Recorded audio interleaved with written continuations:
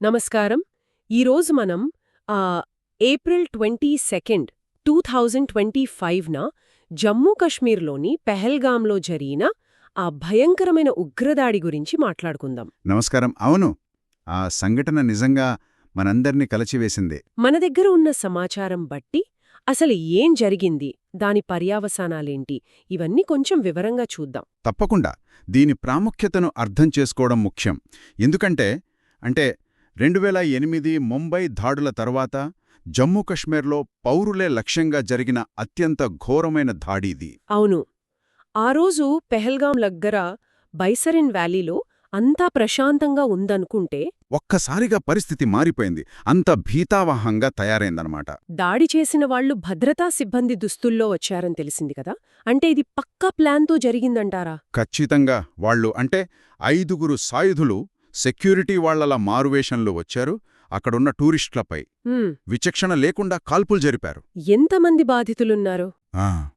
దాడిలో 26 మంది చనిపోయారు. ఎక్కువ మంది హిందూ పర్యాటకులే. కాని ఒక క్రైస్తవ యాత్రికుడు కూడా ఉన్నాడు.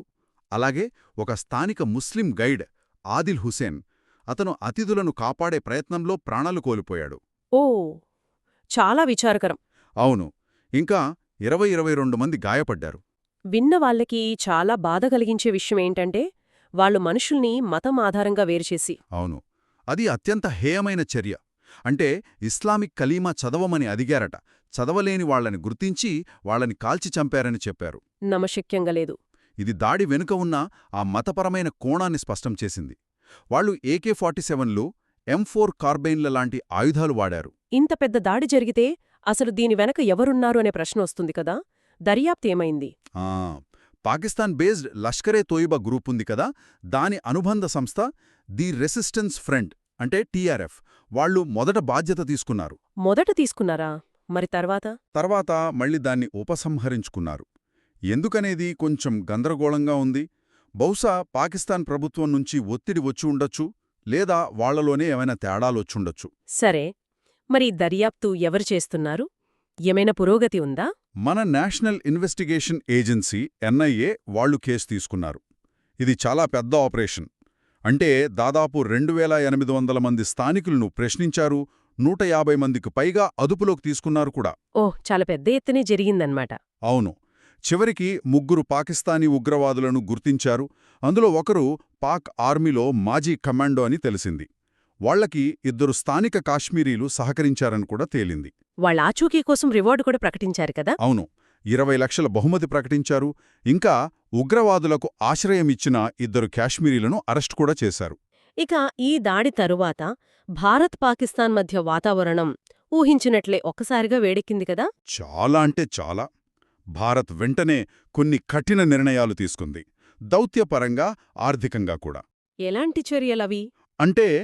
పాకిస్తానీ పౌరులకు వీసాలు ఆపేశారు.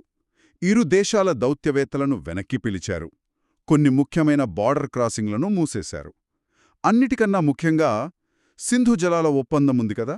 అవును, 1960 నాటి ఒప్పందం. దాన్ని తాత్కాలికంగా నిలిపివేస్తున్నట్లు భారత ప్రకటించింది. ఇది చాలా పెద్ద ఆర్థిక ఒత్తిడి అన్నమాట పాకిస్తాన్ మీద. సైనికపరంగా కూడా కొన్ని కీలక ఆపరేషన్లు జరిగాయని విన్నాం. ఆపరేషన్ సింధూర్, ఆపరేషన్ అభ్యాస్, వీటి గురించి చెప్తారా? అవును, మే 7 నుంచి 10 మధ్య ఆపరేషన్ సింధూర్ పేరుతో పాక్ ఆక్రమిత కాశ్మీర్లోని కొన్ని టెర్రరిస్ట్ క్యాంపులపై మన సైన్యం దాడులు చేసింది. ఇది ఈ మధ్యకాలంలో జరిగిన అతిపెద్ద సరిహద్దు చర్యల్లో ఒకటి. అలాగే ఆపరేషన్ అభ్యాస్ అంటే? అది దేశవ్యాప్తంగా జరిగింది. భవిష్యత్తులో ఇలాంటి దాడులు జరిగితే ఎలా ఎదుర్కోవాలి అని పౌరరక్షణ సంసిద్ధతను టెస్ట్ చేయడానికి దేశంలోని 244 జిల్లాల్లో ఒక పెద్ద మాక్ డ్రిల్ లాంటిది నిర్వహించారు. ఆపరేషన్ అభ్యాస్ అని పేరు పెట్టారు. నియంత్రణ రేఖ దగ్గర కూడా పరిస్థితి ఉద్రిక్తంగా మారింది కదా. అవును, LOC వెంబడి ఇరువైపులా నుంచి దాడులు జరిగాయి. ఫైరింగ్, షెల్లింగ్ మార్పిడి జరిగింది. చివరికి మే 10న అంతర్జాతీయంగా ఒత్తిడి రావడంతో ఒక బలహీనమైన కాల్పులు విరమణ అమల్లోకి వచ్చింది. భారత్ ఆరోపణలు పాకిస్తాన్పైనే ఉన్నాయి కదా. ISI, పాక్ ఆర్మీ ప్రమేయం ఉందని. అవును, భారత్ అదే బలంగా చెప్తోంది. కాని పాకిస్తాన్ ఎప్పటిలాగే తమ ప్రమేయం లేదని ఖండించింది. ఇంత విధ్వంసం మధ్య కూడా కొందరు స్థానికులు హీరోలుగా నిలిచారని విన్నాం. అది నిజమేనా? నిజమే, మానవత్వం ఎప్పుడూ ఏదో ఒక రూపంలో కనిపిస్తూనే ఉంటుంది. నజాకత్ అహ్మద్ అలీ షా అనే ఒక కాశ్మీరీ పోనీ గైడ్ తన ప్రాణాలకు తెగించి దాదాపు 11 మంది టూరిస్టులను సేఫ్ ప్లేస్కి తీసుకెళ్లాడు. అద్భుతం. ఉగ్రవాదుల చేతిలో చనిపోయాడు. అయితే దేశీయంగా కొందరు నాయకులు నిందితులను అరెస్ట్ చేయడంలో ఆలస్యం అవుతుందని ప్రభుత్వాన్ని ప్రశ్నించారు. మరి అంతర్జాతీయంగా స్పందన ఎలా ఉంది? చాలా తీవ్రంగా ఖండించారు. క్వాడ్ దేశాలు అంటే భారత్, అమెరికా, జపాన్, ఆస్ట్రేలియా వెంటనే ఒక జాయింట్ స్టేట్మెంట్ ఇచ్చాయి. అలాగే బ్రిక్స్ దేశాలు, ఐక్యరాజ్య సమితి, ఇంకా చాలా దేశాలు అందరూ ఈ దాడిని ఖండించారు. దీని ప్రభావం కాశ్మీర్ మీద ఎలా పడింది? సహజంగానే పర్యాటకం బాగా దెబ్బతింది.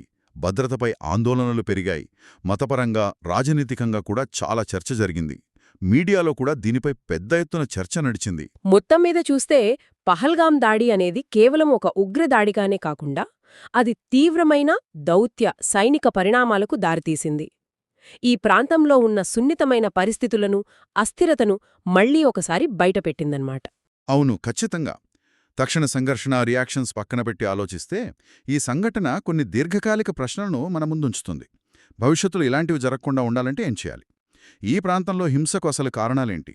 వాటిని పరిష్కరించడానికి అంటే ఉగ్రవాద నిరోధక వ్యూహాలు, మన ఇంటెలిజెన్స్ సిస్టమ్స్, అలాగే దౌత్య మార్గాల్లో ఎలాంటి మార్పులు అవసరం? ఇది మనం ఆలోచించాల్సిన విషయం.